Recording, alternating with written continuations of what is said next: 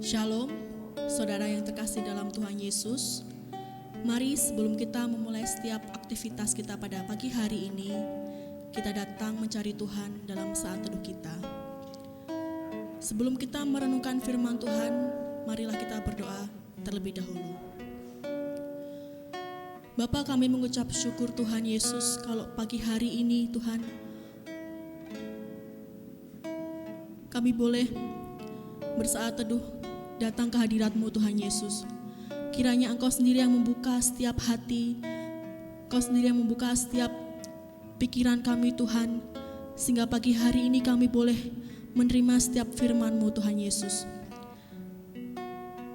Kau yang berkati kami Tuhan Yesus lebih lagi, dan hanya di dalam nama-Mu Tuhan Yesus, haleluya, amin. Renungan pagi hari ini berjudul Tanggalkan Kasutmu, yang diambil dalam bacaan kitab Keluaran 3 ayat 1-10. Lalu ia berfirman, janganlah datang dekat-dekat, tanggalkanlah kasutmu dari kakimu, sebab tempat di mana engkau berdiri itu adalah tanah yang kudus. Musa melarikan diri dari Mesir ketika dia berumur 40 tahun.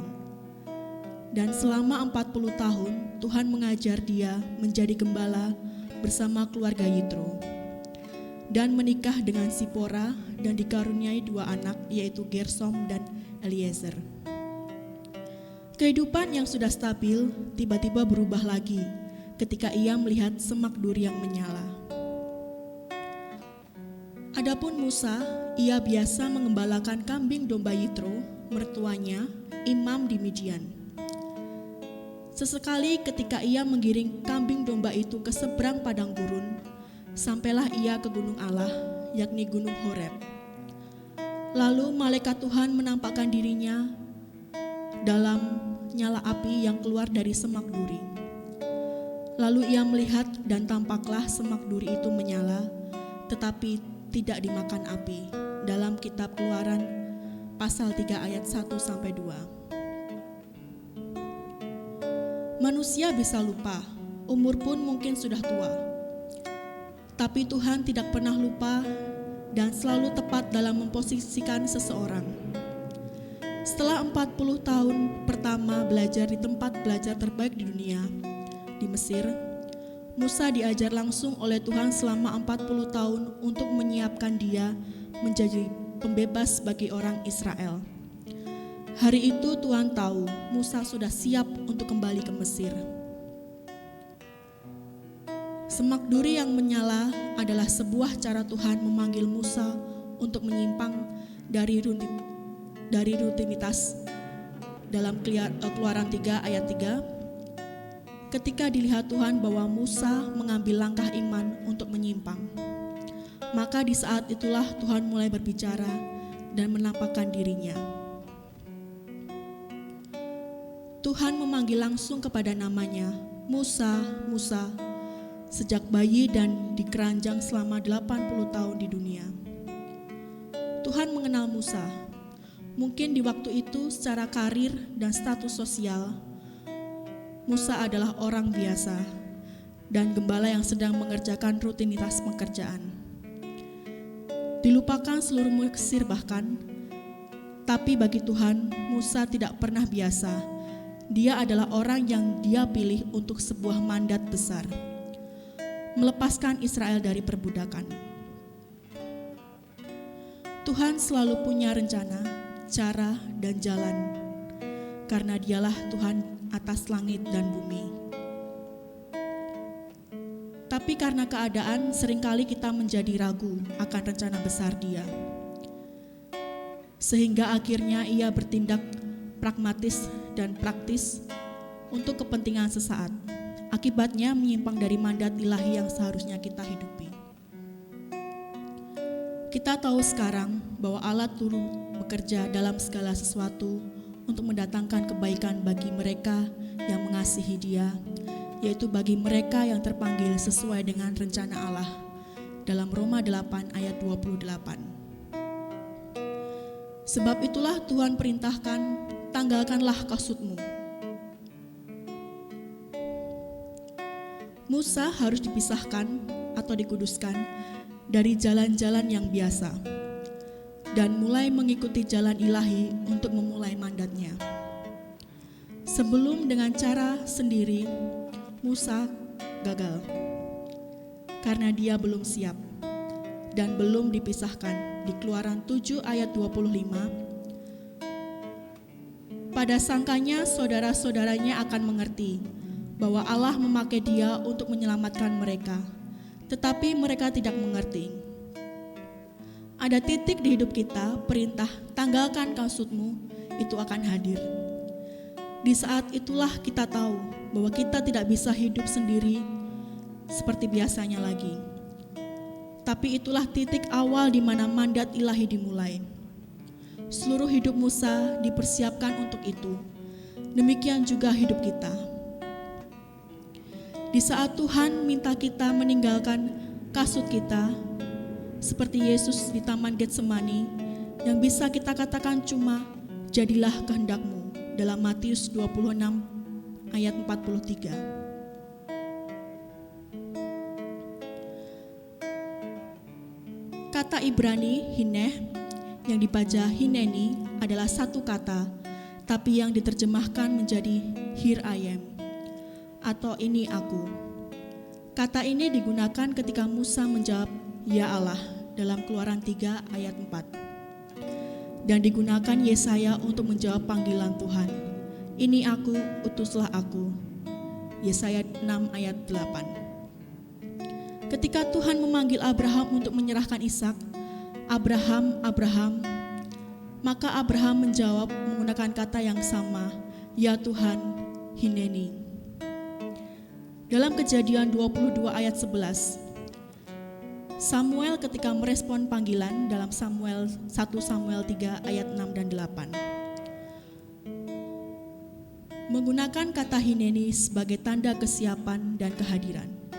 Memiliki arti lugas, lihatlah atau behold. Kata hineni adalah kata yang penting untuk memperlihatkan kedekatan, keintiman dengan Tuhan yang memanggil, juga respon Tuhan ketika Tuhan memanggil. Kita hanya bisa maksimal apabila kita sudah selesai dengan diri kita sendiri. Amin. Marilah untuk meresponi setiap renungan Tuhan pada pagi hari ini. Kita tanggalkan kasut lama kita dan kita memulai setiap hidup baru kita bersama dengan Tuhan. Karena hanya dengan mengikut Yesus, kita boleh bisa menjalani setiap mandat ilahi yang telah Tuhan berikan dalam hidup kita.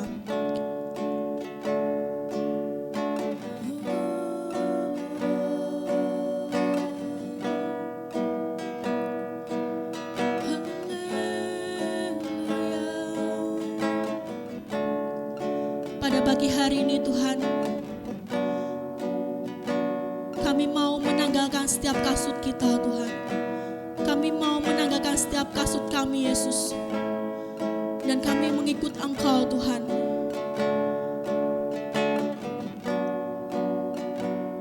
Dan biarlah pagi hari ini Tuhan Yesus, Engkau sendiri yang ajari kami Tuhan. Untuk berjalan bersama dengan Engkau Tuhan Yesus. Mengerjakan setiap mandat yang telah Engkau berikan Tuhan.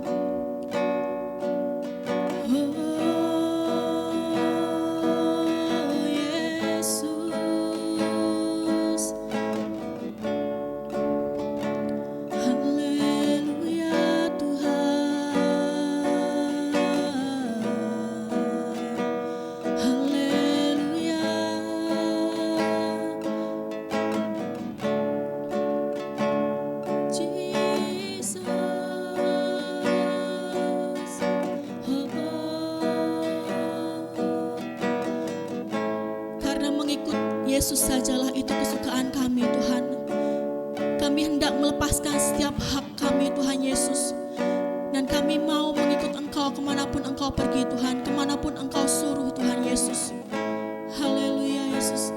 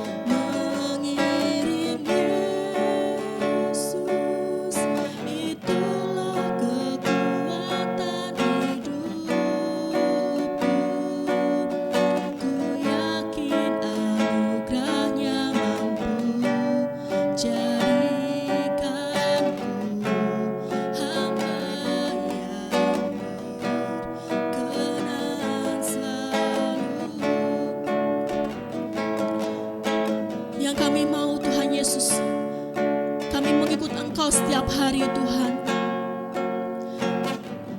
Ajari kami untuk menanggalkan setiap kasut kami Tuhan Yesus, dan masuk ke dalam kehadirat-Mu itu Tuhan, untuk mengerjakan setiap mandat yang Engkau beri Tuhan Yesus. Haleluya Yesus.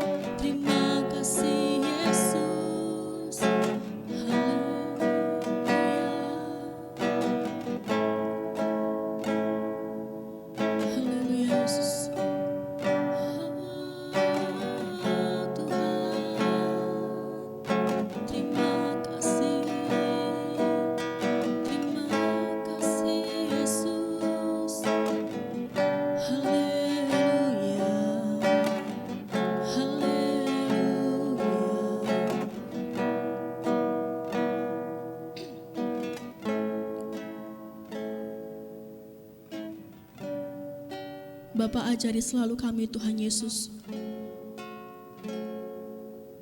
untuk selalu mengikuti Engkau Tuhan, mengenal setiap kehendak-Mu Tuhan dalam hidup kami Yesus. Dan ajari kami Tuhan Yesus untuk menanggalkan setiap kasut kami Tuhan, sehingga kami boleh melakukan pekerjaan-pekerjaan-Mu Tuhan Yesus. Kami serahkan Tuhan Yesus setiap agenda kami pada pagi hari ini Tuhan, naik ke dalam tangan kuasa-Mu Tuhan. Engkau yang berotoritas penuh dalam hidup kami Yesus Tuhan. Engkau yang pegang kendali setiap hidup kami Tuhan Yesus. Dan hanya di dalam nama-Mu Tuhan Yesus. Haleluya. Amin. Terima kasih dan selamat melanjutkan aktivitas selanjutnya. Tuhan Yesus memberkati.